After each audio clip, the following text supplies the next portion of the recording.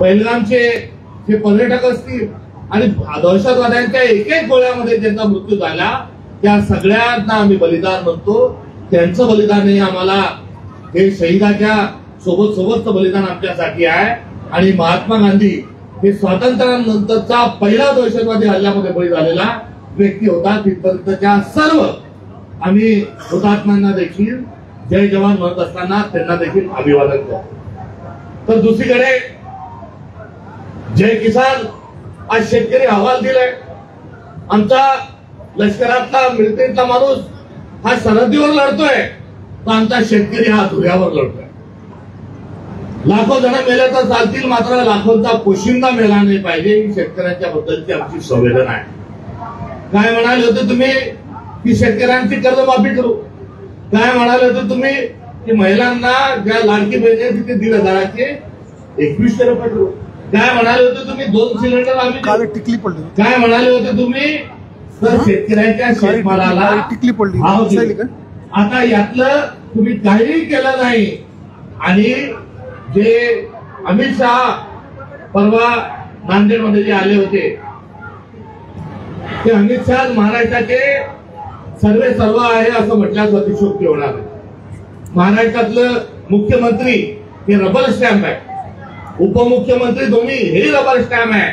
महाराष्ट्राच्या मंत्रिमंडळात कोण आलं पाहिजे कोण नसलं पाहिजे कोणाला कोणतं खातं दिलं पाहिजे कोण कोणत्या जिल्ह्याचं पालकमंत्री झालं पाहिजे याचे सर्व निर्णय कोण घेत आहे आज रोजी अमित शहा घेत आहे.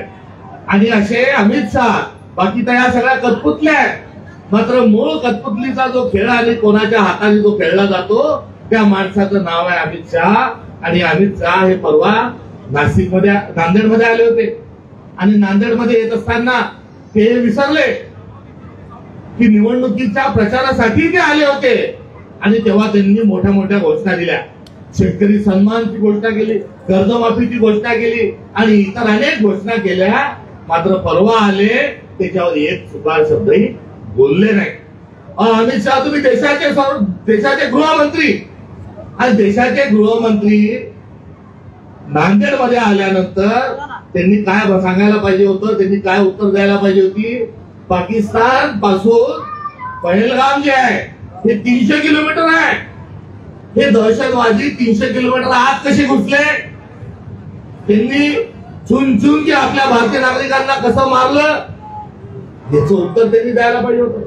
बरं मारलं तर मारलं आणि ते वापस चालले गेले. म्हणजे आले गोळीबार केला वापस चालल्या गेले नाही. अहो गृहमंत्री तुम्ही त्यांना का पकडलं नाही याचं उत्तर जर त्यांनी आपल्याला दिलं असतं तर आम्हाला अधिकचा आनंद झाला असता. मात्र याचं काही उत्तर दिलं नाही. काही पाक व्यक्त काश्मीर हा ताब्यात घेण्याची संधी उगवली त्याच्याबद्दलही काही बोलले नाही. युद्धबंदीची घोषणा ही ट्रम्प अंकलनी कशी केली हेही त्यांनी सांगितलं नाही. अहो आम्ही विरोधी पक्ष जरी असलो काँग्रेस तर आम्ही तुमच्या सोबत होतो सरकारच्या सोबत होतो बिलकीच्या सोबत होतो. तुम्ही युद्धविराम कसा केला का केला याचं उत्तर द्यायला पाहिजे होतं आणि त्याचं उत्तर दिलं नाही. त्याच्याबद्दल आमची विशेष हरकत नाही. मात्र तो नागरिकांचा अधिकार आहे. आपण त्यावेळेस सभ्य भाषेमध्ये काही बोललो असतात तर ते स्वागतार्ह होतं. मात्र ट्रम्प अंकलनी 7 समुद्रापलीकडे युद्धबंदीची कशी काय घोषणा केली आणि आम्हाला धमक्या कशा काय दिल्या की तुम्ही युद्ध बंद करा त्याचा तुमच्यासोबत व्यापार बंद करू अशी धमकी 1 वेळेस नाही 2 वेळेस नाही तर 10 वेळेस सातत्याने तो ट्रम्प नावाचा राष्ट्राध्यक्ष अमेरिकेचा अशा प्रकारच्या आपल्या घोषणा कुठून करतो. आणि आपल्या देशातलं सरकार जर यस सर करून जर मुंडी हलवत असेल तर याचा जाब आम्ही विचारल्याशिवाय राहणार नाही. आम्ही ऑपरेशन सिंदूरचा आम्हालाही अभिमान आहे. आपण जे परराष्ट्राच्या संदर्भामध्ये युद्धाच्या संदर्भात जे निर्णय घ्याल ते आम्हाला मान्य आहे. हे दत्तोत राहुल गांधी आणि मल्लिकार्जुन खरगे यांनी सांगितलंय. आणि काँग्रेस पक्षाचा कार्यकर्ता या नात्याने आणि भारताचा नागरिक या नात्याने आम्हाला अभिमान आहे. मात्र आपण इथे येऊन चुकीचं वांगळ बोलत असाल तर ते आम्ही खपून घेणार नाही. तुम्ही आमच्या पक्षाबद्दल काय बोलता. आमच्या पक्षाने तर देशाला स्वातंत्र्य मिळवून दिलंय. आमच्या पक्षाच्या इंदिरा गांधींनी एका पाकिस्तानचे 2 पाकिस्तान केले. आमच्या लाल बहादूर शास्त्रींनी मोतीलाल कीर्ती महान जय जवान जय किसानचा नारा पण आमच्या लाल बहादूर शास्त्रींनी दिलाय. अहो आमचे राजीव गांधी हे देशाच्या सुरक्षिततेच्या अनुषंगानं ते दहशतवादीचा बळी ठरलेले आहेत. तुम्ही आमच्या पक्षाला कृपा करून शहाणपणा शिकू नका.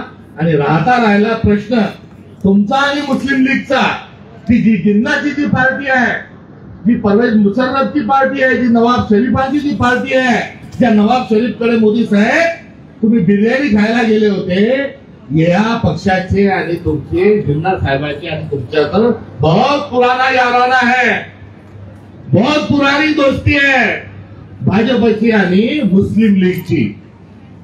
श्यामा प्रसाद मुखर्जी नावाचे यांचे नेते आहेत. ते बंगालचे उपमुख्यमंत्री होते आणि त्या उपमुख्यमंत्री असताना मुख्यमंत्री कोण होतं, तो मुख्यमंत्री मुस्लिम लीगचा होता, जिन्नांच्या पार्टीचा मुख्यमंत्री. आणि मोदी आणि फडणवीस आणि अमित शहाच्या पार्टीचा उपमुख्यमंत्री.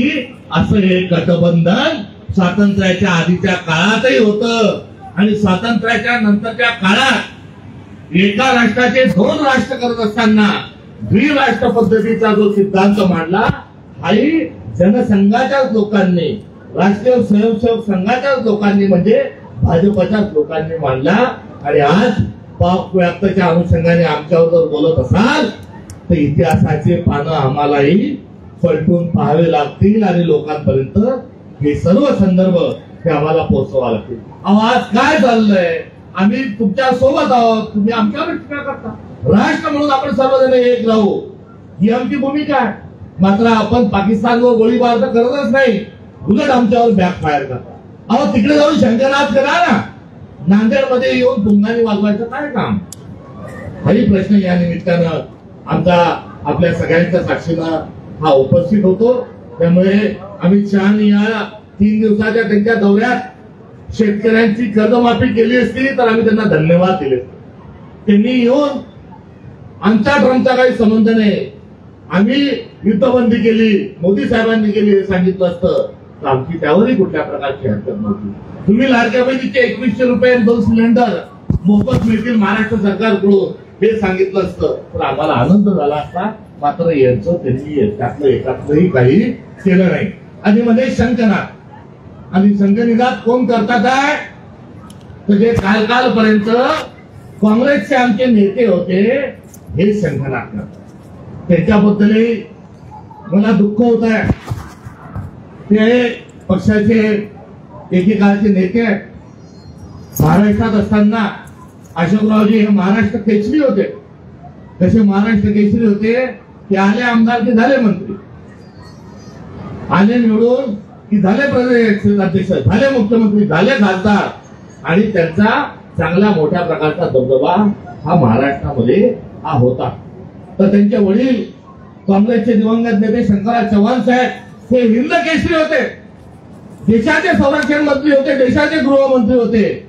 ऑपरेशन ब्लू स्टार हे ते संरक्षण मंत्री असताना लष्कराने त्याला अंजाम दिला होता. हा देखील एक ऐतिहासिक कुठेतरी एक संदर्भ आहे. त्या संदर्भासोबत ते 84 पासून हे गृहमंत्री होते. पुढे अजून 91 पासून ते गृहमंत्री झाले. आणि संरक्षण आणि गृहमंत्री ते असताना त्यांच्या नेतृत्वात देशाचा गृह विभाग आणि संरक्षण विभाग चालला. आता अमित शहा साहेब काय म्हणाले, की म्हणाले काँग्रेसच्या काळात काही चालत होतं, काँग्रेसच्या काळात कारभार बरोबर चालत नव्हता. आणि हे सांगत असताना तो कार्यक्रमाचे जे आयोजक होते त्यांचेच पिताश्री यांच्याच नेतृत्वात हे 2 विभाग काम करत होते हे सांगण्याचं, हे स्मरणात ठेवण्याचं भान काही त्यांना राहिलं नाही. याचा अर्थ काय, अमित शहा दिल्लीवरून आले वाया नागपूर आणि इथे येऊन त्यांनी जो अपमान केला तो त्यांनी केलेला अपमान हा नांदेडचा अपमान आहे. आणि नांदेडच्या आमच्या नेतृत्वाने देशाचं नेतृत्व केलं, देशाचा संरक्षण विभाग बघितला, देशाचा गृह विभाग बघितला. आणि असं एक जाज्वल्य इतिहास असताना या ठिकाणी तो डावलण्याचं काम हे अमित शहा साहेबांनी जे केलं हा नांदेडचा अपमान आहे. आणि या नांदेडच्या अपमानाला येणाऱ्या काळात आम्ही रवींद्रजी चव्हाण साहेबांच्या नेतृत्वात उत्तर दिल्याशिवाय राहणार नाही. म्हणून काय म्हणाले आपले खासदार, आले अंगावर तर घेईल हे खासदार साहेब म्हटले, कारण त्याचं नेतृत्व हे महाराष्ट्राचा आगामी काळातला आमचं शाश्वत आश्वासन करणारे एक नेतृत्व राहणार आहे. हे स्वतः ते नाही बोलले, तर काँग्रेस पक्षाची भूमिका ही या ठिकाणी त्यांनी मांडण्याचं काम केलं. त्यामुळे त्यांचं हे वाक्य त्यांचं व्यक्तिगत आणि खासदार म्हणून नव्हे, तर मराठवाड्याला पडलेलं एक सोनेरी स्वप्न आणि आमचं नेतृत्व म्हणून खासदार साहेबांनी ती भूमिका मांडली आहे. त्यामुळे कणखर नेता कसा असतो, ते सभ्य आहेत, सुशील आहेत, सालस आहेत, सर्वांना मान देतात, सर्वांना सन्मान देतात, सर्वांना सोबत घेऊन जाण्याची त्याची जी भूमिका आहे, ती भूमिका लाल बहादूर शास्त्रींची भूमिका आहे. लाल बहादूर शास्त्री मूर्ती लहान पण कीर्ती. आज रवींद्र चव्हाण साहेबांच्या रूपानं एक दुसरे लाल बहादूर शास्त्री, एक लाल आज नांदेडमध्ये पैदा झाला आहे. हे सांगत असताना मी तुमचं आणि त्यांचं दोघांचं अभिनंदन करतो. आणि ते अभिनंदन करत असताना आगामी काळात काँग्रेस कशी असते आणि कशी होते आणि कशी असली पाहिजे हे संपूर्णता या स्टेजवरील मंचकावरील आमचे गळगावकर साहेब असतील, आमचे नागपूरचे खासदार साहेब असतील, अध्यक्ष असतील, माजी अध्यक्ष असतील, पदाधिकारी असतील, ओबीसीचे पदाधिकारी असतील, या सर्वांच्या माध्यमातून आता काँग्रेस जी आहे ही कोणाच्या बंगल्यावरून आणि वाड्यावरून चालणार नाही. पहिले काँग्रेस कुठून चालत होती, टिळक भवनातूनही चालत होती म्हणतात. मात्र आता टिळक भवनाची जी ताकद आहे ती या स्टेजवर बसलेलं आमचं मंचावरील जे सर्व नेतृत्व आहे यांच्या हातून आता यांच्या माध्यमातून सामूहिक नेतृत्वाच्या नव्हे तर कर्तृत्वाच्या माध्यमातून या ठिकाणी करतील. आणि या सगळ्यांचा सोबत घेण्याचं काम हे आधीच ते खासदार साहेबांनी केलंय. त्यांच्या हातात तुम्हीच दुसरी ताकद द्या असं नाही, तर मी माझी पण ताकद ही त्यांच्या माध्यमातून या जिल्ह्यात उभी करणार आहे. एवढं या प्रसंगाच्या निमित्तानं सांगतो. निवेदन देणार आहे, त्या निवेदनात शेतकऱ्यांच्या समस्या आहेत. शेतकऱ्याच्या समस्यांच्या अनुषंगानं किती हाल आहेत. शेतमालाला भाव नाही, खतांचे भाव वाढ राहिले, बियाण्यांचे भाव वाढतात आहे. त्या संदर्भात निवेदनामध्ये मागणी आहे. शक्तीपीठाला आमचा विरोध आहे. शक्तीपीठाच्या रद्द करा ही आमची मागणी आहे. कर्जमाफी करायला यांच्याजवळ पैसे नाही. मात्र 88,000 कोटी, किती कोटी शिल्लक किती माहिती आहेत का? 88,000 कोटीचा शक्तीपीठ मार्ग करायला यांच्याजवळ पैसे आहेत, पण शेतकऱ्यांची कर्जमाफी करायला यांच्याजवळ पैसे नाहीत. एसटीची 3-3 घंटी वाजवणाऱ्या आमच्या कर्मचाऱ्यांचे पैसे पगार करायला यांच्याजवळ पैसे नाहीत. मात्र 150 कोटी रुपयाचे मंडप टाकण्यासाठी यांच्याजवळ पैसे आहेत. या सरकारला आगामी काळात आम्ही सळोकी पळो करून सोडल्याशिवाय राहणार नाही. मुख्यमंत्री पण नांदेडमध्ये आले होते. एक शब्द शेतकऱ्यांबद्दल बोलले नाही, शेतकऱ्याच्या नुकसानाबद्दल एक शब्द बोलले नाही, बेरोजगारांबद्दल एक शब्द बोलले नाही आणि काँग्रेस बद्दलच बोलत राहिले. अहो फडणवीस साहेब, एवढं कशाला काँग्रेसवर बोलता? बोलता बोलता नुसतं तुम्ही मागे वळून जर पाहिलं असतं तर बंदीच्या बंदी काँग्रेस तुम्हाला स्टेजवर बसली ही दिसली असती. काय बोलता तुम्ही? फायद्याचं बोलायचे विचारलं त्याचं उत्तर द्या, भलकसच उत्तर देतात. हे आम्ही आगामी काळात खपून घेणार नाही. म्हणून आजचा जो आपला कार्यक्रम आहे हा मोर्चाचा कार्यक्रम आहे.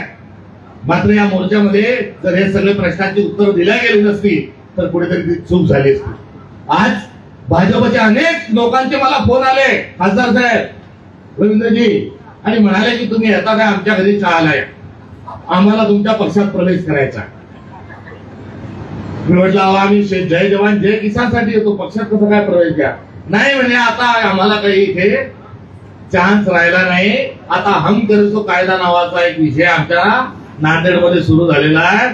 तुम्ही पण आम्हाला तुमच्या पक्षात घ्या आणि तिरंगा गळ्यात घाला आणि आमच्यावरील पाणी शिपडा आणि आम्हालाही पावन घ्या, पवित्र करून घ्या आणि तुमच्या पक्षात प्रवेश घ्या.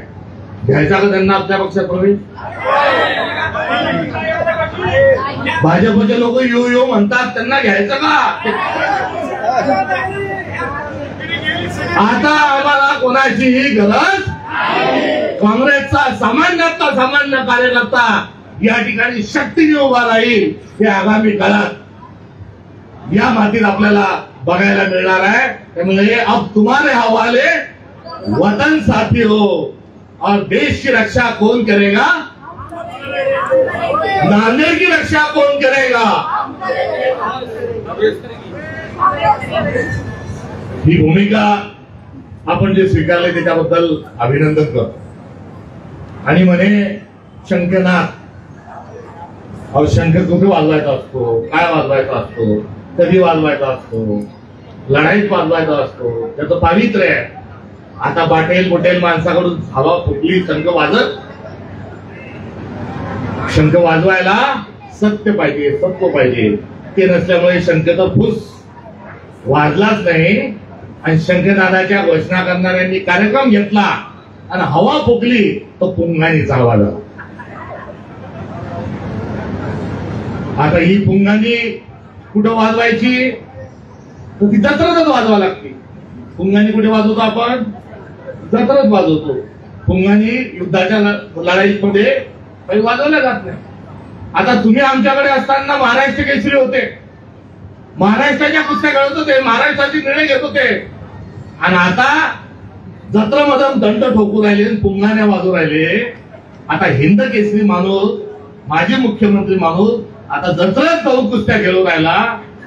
याच्याबद्दल मला हळद आणि दुःखच या आजच्या कार्यक्रमाच्या माध्यमातून या ठिकाणी व्यक्त करावं असं वाटतं। अरे किती हाल, किती हाल, किती हाल, एवढाच कार्यक्रम घेतला, एवढा खर्च घेतला केला, पण तुमचं कोणी अभिनंदन एकदा भाषणात नाव घेतलं पुन्हा बोलायलाही तयार नाही। आणि विनाकारण फोन लावलो तुम्ही काँग्रेसच्या कार्यकर्त्यांना बेजार करू राहिले। अहो कशासाठी करता, कोणाकोणाला फोन केलेले होता साहेब सांगू का, राहू दे, बंद मुठी कव्वाला। कोणाकोणी मला फोन केला, आम्हाला पक्षात घ्या भाजपच्या लोकांनी, सांगू का, राहू देऊ।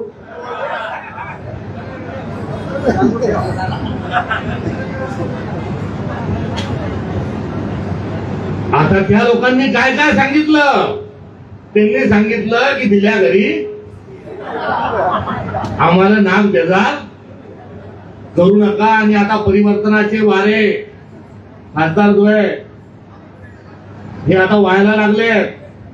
आता भाजपमध्ये जाणारा माणूस म्हणतो की अरे बाबा कमी दिवसासाठी कशाला जाताय, आता यांचं काहीच खरं राहिलेलं, धुळ्यावरचा माणूस, बंधाऱ्यावरचा माणूस, पारावर बसलेला माणूस, आता त्यालाही समजलं की भाजप पुन्हा काही आता निवडून येत नाही। त्यामुळे नांदेडचा झालेला जो कार्यक्रम आहे हा आता राजकारणात आता कोणी प्रवेश घ्यायला तयार नाही, म्हणून कोणालाही आणून उभं केलं आणि काय जे करायचं ते करून घेतलं। त्याच्यावर आता अधिक बोलून काही मी वेळेला आपला वाया घालवत नाही। मात्र नांदेड हे महाराष्ट्राचं नेतृत्व करणारं गाव, हे देशाचं नेतृत्व करणारं गाव, आणि या नेतृत्वाच्या संबंधित काँग्रेसच्या दिवंगत नेत्यांनी जी आग घालवली, जी लाच घालवली, आणि आता थेट जत्रेमध्ये दंड ठोकण्याचं काम आणि पुंगाणी वाजवण्याचं काम आणि नांदेडचा झालेला जो अपमान आहे हा सहन करण्याचं काम दुसरा एखादा माणूस असता की तुम्ही माझ्या वडिलांबद्दल असं बोलले, तुम्ही ज्या पक्षात मी मोठा झालो त्याच्याबद्दल असं बोलले, म्हणून त्यांनी जाब विचारला असता। मात्र त्यांना साधा जाबही विचारण्याकरता त्यांच्याजवळ, त्या नेतृत्वाजवळ स्वाभिमान उरला नाही। त्या नेतृत्वाच्या सोबत आता या काँग्रेसमधलं कोणी जाणार नाही। ही या पक्षातल्या नेत्यांनी घेतलेली जी भूमिका आहे आणि कार्यकर्त्यांनी जी घेतलेली भूमिका आहे त्याचं मी या ठिकाणी अभिनंदन करतो। आणि आगामी काळात काँग्रेस या जिल्ह्यात खासदारांच्या माध्यमातून आणि काँग्रेसच्या सक्षम नेतृत्वाच्या माध्यमातून मजबूत झालेली विशेष दिसेल। येणारी महानगरपालिका आपलीच आहे, येणाऱ्या जिल्हा परिषद पंचायत समित्या या आपल्याच आहे, याचा आपल्या सगळ्यांच्या साक्षीनं या ठिकाणी एक संकल्प आपण सर्वांनी घ्यावा ही अपेक्षा आपल्या सगळ्यांकडून या ठिकाणी व्यक्त करतो। आणि आजची जी रॅली आहे याच्यात सरफरोशी की तमन्ना हमारे देखना है जोर कितना, पाऊस पडो का काही पडो, जय जवान जय किसान हा नारा आपल्याला द्यायचा आहे। आपण किसानांचे धन्यवाद म्हणू आणि शेतकऱ्यांचे जे आज हाल आहे ते शासन दरबारी आपल्याला सगळ्यांना पोहोचवायचे आहे। येणाऱ्या काळातला आपला जो संघर्ष आहे हा संविधानाचा संघर्ष आहे, शेतकऱ्यांचा संघर्ष आहे, बेरोजगारांचा संघर्ष आहे, महिलांचा संघर्ष आहे आणि या संघर्षात काँग्रेस कुठेही कमी पडणार नाही हा विश्वास आपल्याला सगळ्यांना देतो आणि येणाऱ्या काळात बळीराजाचं चांग मिळवण्याकरता काँग्रेस प्रयत्नांची पराकाष्ठा करत राहील हा शब्द आपल्याला देतो आणि थांबतो. जय हिंद, जय भारत, जय जवान. दादा धन्यवाद. दादाच्या आदेशाप्रमाणे सूचनेप्रमाणे आता रॅली सुरू होईल. सर्वांचे आभार मानतो. राष्ट्रगीतानंतर या रॅलीचा आपला इथे राष्ट्रगीत घेण्यात येईल. सर्वांनी उभं राहावं. राष्ट्रगीताच्या सन्मानात सावधान, विश्राम, सावधान. राष्ट्रगीत शुरू करेंगे. शुरू कर. अधिनायक जय भारत भाग्य विधाता. पंजाब सिंध गुजरात मराठा द्राविड उत्कल बंग. विंध्य हिमाचल यमुना गंगा उच्चल जलधि तरंग. तव शुभ नामे जागे तव शुभ आशीष मागे. गाये तव जय गाथा. जनगण मंगलदायक जय हे भारत भाग्य विधाता. जय हे जय हे जय हे. भारत माता की, भारत माता की.